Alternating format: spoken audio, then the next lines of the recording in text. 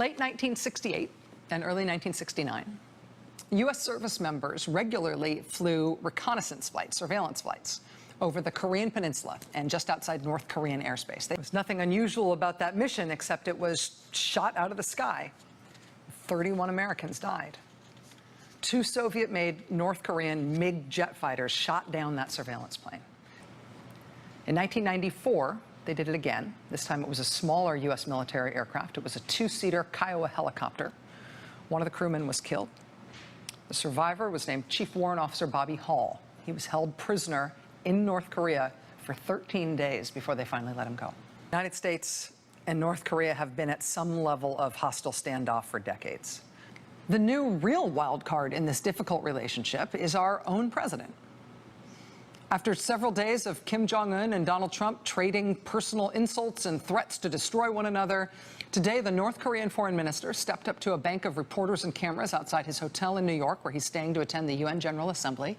And he told reporters that North Korea believes the recent insults and threats by President Trump constitute a declaration of war.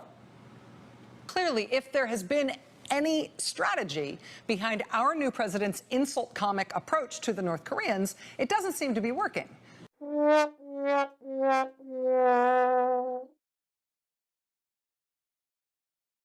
A lot of people are thinking that the president is mentally ill. It's considered inappropriate to say. I was going to say, Mika, you've got a mind meld with some people in North Korea. Well, look, there is definitely a lot lacking from his personality. My biggest concern that I think is you think about the missions we have in places like Niger, and there is no way that President Trump has the intellectual capacity to even understand what we are doing, which I think brings the possibility of war even closer to the forefront. I think we're in a very dangerous place. I think the president is a very dangerous man. So we're signing a very important document, a pretty comprehensive document, and we've had a really great term together, a great relationship. I'll be giving a news conference at 2:30, which is in a little bit less than 2 hours, and we'll discuss this at great length. In the meantime, I believe that they'll be handing it out on behalf of Chairman Kim and myself, and we're both very honored to sign the document. Thank you.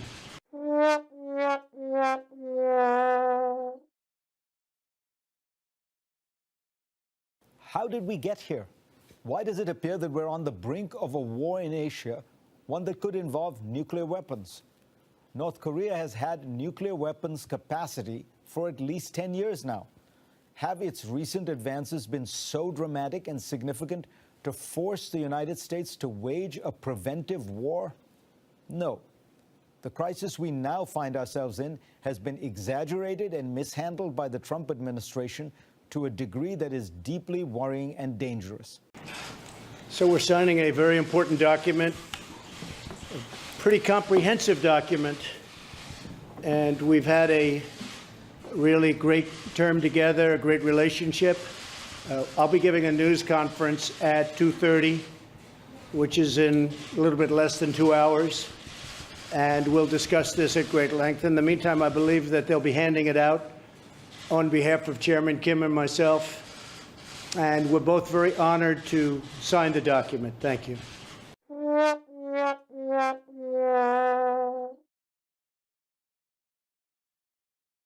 President Trump this evening responding to the nuclear threat from North Korea in a way that the world has frankly never before heard from an American president.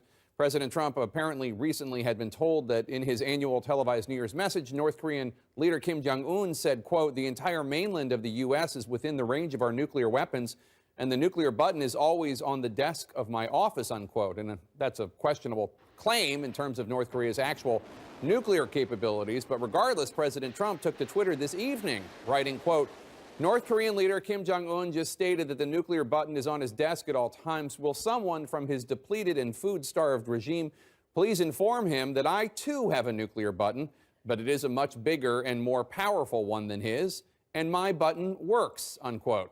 The bellicose back and forth comes as a former chairman of the Joint Chiefs of Staff is warning that the U.S. is, quote, "closer to a nuclear war with North Korea than ever before, adding that he did not, quote, see the opportunities to solve this diplomatically at this particular point.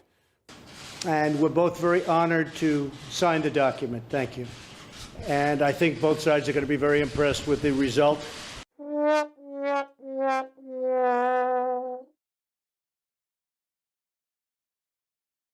Sure that everybody in this room, everybody in this country, frankly, everybody in the world is really afraid of the crisis with North Korea.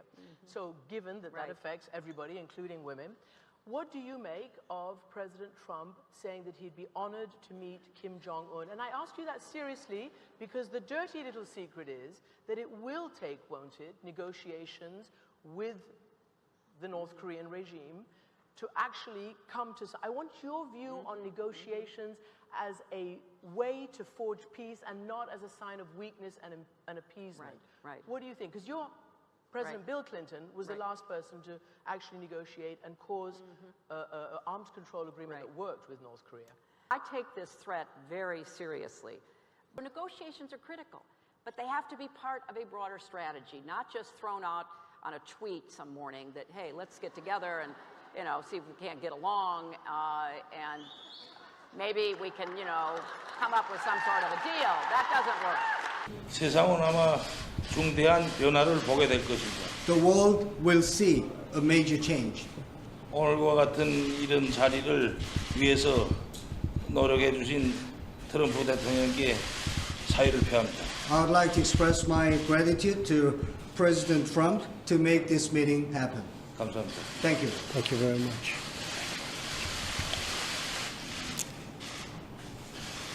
Okay.